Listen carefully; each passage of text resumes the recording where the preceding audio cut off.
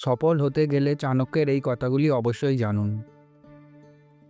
আজ থেকে প্রায় 2300 বছর আগে এক সাধারণ শিক্ষক তার বুদ্ধির জোরে আস্ত একটা সাম্রাজ্য গড়ে তুলেছিলেন। তিনি আর কেউ নন, আচার্য চাণক্য। তার নীতিগুলো কেবল ইতিহাসের পাতায় নয়, আজকের প্রতিযোগিতামূলক জীবনেও জেতার আসল চাবিকাঠি। আজকের ভিডিওতে আমরা আলোচনা করব চাণক্য নীতির এমন 3টি শিক্ষা যা আপনাকে ভিড়ের মধ্যে আলাদা করে তুলবে। পয়েন্ট 1, আপনার পরিকল্পনা গোপন রাখুন।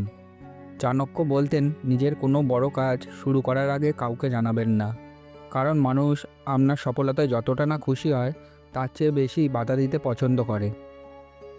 পয়েন্ট 2, অতিরিক্ত সরল হবেন না। বনে গিয়ে দেখুন সোজা গাছগুলোই আগে কাটা হয় আর বাঁকা গাছগুলো দাঁড়িয়ে থাকে, অর্থাৎ খুব বেশি সহজ সরল মানুষ আপনাকে সহজে প্রতারিত করে।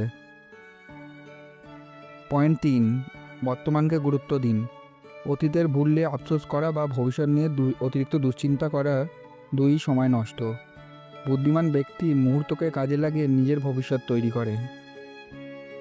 চাণক্য নীতি মানে কেবল কূটনীতি নয়, এটি হলো সফলভাবে বেঁচে থাকার বিজ্ঞান।